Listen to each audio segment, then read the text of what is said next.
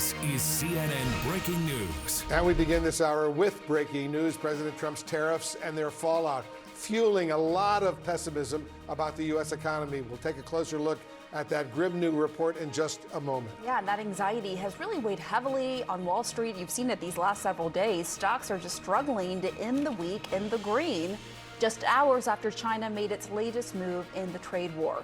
CNN's Matt Egan is in New York. So, Matt, walk us through this new consumer sentiment report, these numbers and what they mean.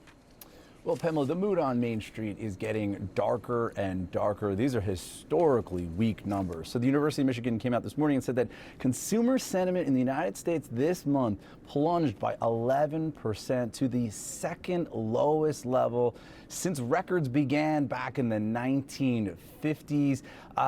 That's pretty stunning when you think about it. This is lower, weaker sentiment than at any point during the Great Recession. The only time it was worse than right now was 3 years ago, back when Americans were panicking over $5 gas. Of course, today, gas prices are low. The problem is all of these chaotic moves out of Washington, the trade war, and of course, the turmoil on Washington. The internals of this report were ugly. Americans marked down their views on the current situation. They're becoming less optimistic about the future. They're increasingly concerned about unemployment. And this is a number that I think is going to get the attention of officials at the Federal Reserve. Consumers are now bracing for a nearly 7% increase in prices over the next 12 months. That is very high. That's a significant increase from the month before. In fact, that's the highest level since the early 1980s, back during that inflation crisis. Keelan, I want to read you about this decline in sentiment from the University of Michigan. They write that this decline was, like last month's, pervasive and unanimous across age, income, education, geographic region, and political affiliation. So this is really across the board. This was clearly a brutal report, especially for the White House, but there's economic implications here too. Consumer spending, it's the #1 engine of this economy. And if people are feeling bad enough about the economy that they start to pull back, maybe they don't take that vacation, they don't buy that car, there's going to be real economic implications. We know that sometimes people tell pollsters they hate the economy, they keep shopping anyway. But if they do cut back spending, there could be significant trouble for the economy. Pamela? Yeah, I think a lot of us can relate to those questions right now. What do we do? Should we wait to buy? What do we do with our money? And given what you just laid out with the consumer sentiment and the expectation for inflation, could that be why you have several corporate leaders warning that the U.S. could be heading toward a recession or is in one? Yeah, we heard another warning just this morning from one of the leaders on Wall Street, BlackRock CEO Larry Fink. He suggested that maybe this recession has already started. Take a listen to what Larry Fink said.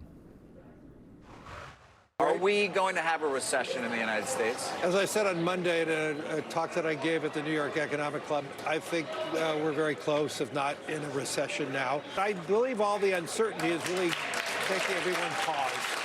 And everyone's wait and see. And so I think you're going to see this across the board. We just say slow down until we have more certainty. Yeah, everyone, of course, wants more certainty, but we've gotten a lot less clarity on the tariff situation. We continue to see tariffs go higher and higher to levels that we have not seen in more than a century. The Budget Lab at Yale put out a new estimate where they said all the tariffs that the Trump administration have imposed so far will cost the typical middle-class family $3,700 per year. Just a stunning figure. Listen, I think at the end of the day, the question is, how is the economy going to respond to all of these shocks, right? We have the price shock from the market turbulence, the trade shock from the tariff increase, and potentially a price shock on the way. And the question is whether or not this economy that has been so resilient for so long can withstand all of these shocks at the same time. Right. Pamela? Really quickly, Matt, it stuck out to me, the administration says these tariffs are to bring back manufacturing jobs to the United States. But when you look at the numbers, there are actually more manufacturing jobs open in the U.S. than there are people to fill those jobs right now, right?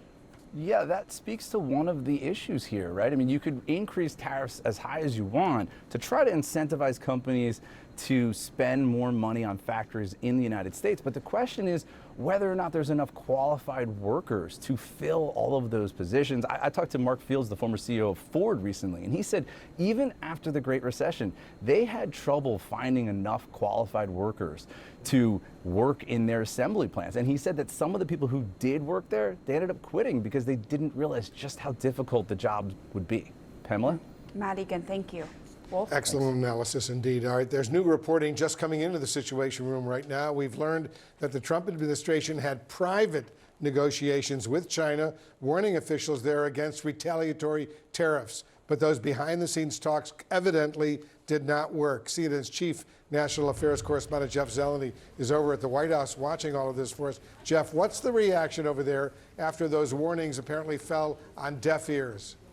Well, if they did fall on deaf ears, but it's just the latest example in the really day by day, the deepening trade war that is underway between the United States and China. Yes, we are learning that U.S. officials privately behind the scenes urged China to not retaliate. In fact, the Treasury Secretary Scott Bessent has been saying that publicly all along, warning countries to not retaliate. Well, those warnings have fallen on deaf ears, particularly with China, as they raised their tariffs to 125%. The question now is which side is going to blink, if either. And Matt was just talking about consumer confidence. The prices are going to go up. There's no question about it. That's what the White House is bracing for. That's what the administration is bracing for. It's one of the big reasons the president had a dramatic pullback on a sweeping tariff plan just a couple days ago. And the market, of course, reacted very well in the moment.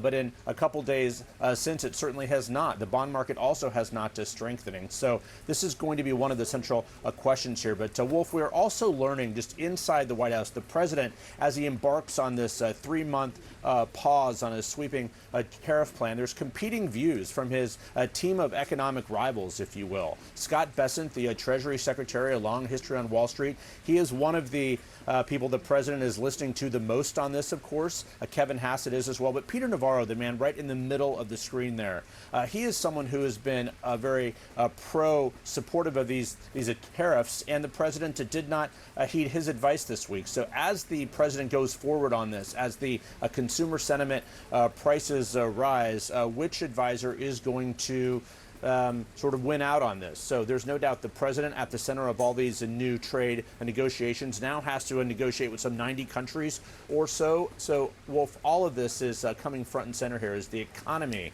That inflation report, the rising inflation, is one of the biggest challenges, one of the biggest worries for this administration. And there are so many challenges, so many worries right now. Jeff Zeleny at the White House, thank you very, very much. Well, Michael Froman is president of the Council on Foreign Relations, a former U.S. trade representative in the Obama administration.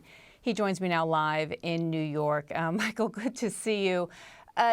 I guess the question that comes to mind is how long-lasting the impact and damage is to the United States' credibility, whether when you talk about the fact that yields have continued to go up on the 10-year Treasury bond, the dollar's going down, everyone's looking for a flight to safety, and it is not here in the United States. How long-lasting is that? I spoke with former Treasury Secretary Janet Yellen yesterday and asked her about the longer-term consequences. Here's what she said. Have foreign investors lost faith, in your view, in the credibility of the United States? Well, I think they're asking hard questions about the credibility of U.S. policy and what role the U.S. will have going forward in the global economy, whether or not we'll have predictable economic policy and remain a strong positive global force. And we saw that playing out over the last several days. She also noted that this is an administration that inherited what was described as an economy that was the envy of the world, and yet here we are. What have you heard from global leaders and investors from your perch now and former colleagues, given your time in trade and working on trade for President Obama? Well, I agree with Secretary Yellen that those are the questions that people around the world are asking. And I think they're going to be looking for a couple of things over the coming weeks. One is, how does the president and the administration use this 90-day pause? Are there a series of bilateral negotiations with the other countries? to reduce the tariffs on a reciprocal basis. What's the end point? If the end point is a 10% tariff that the U.S. imposes, well, that's a 500% increase of our existing average tariff. So that's not a great outcome. That's the kind of tariff that Venezuela, North Korea, Iran have on their products. Those don't tend to be economies that other countries envy. And then, of course, they'll be looking to see what happens in the U.S.-China relationship. As you've discussed this morning, there's a lot of chicken going on here, playing a game of chicken as to who's going to be forced to make the first phone call. China likes these meetings and these calls to be well prepared in advance by lower level officials. And so at some point, hopefully there is some real dialogue, some meaningful dialogue going on between the U.S. and China to begin to sort through these issues so they can climb down from the escalation that we've seen.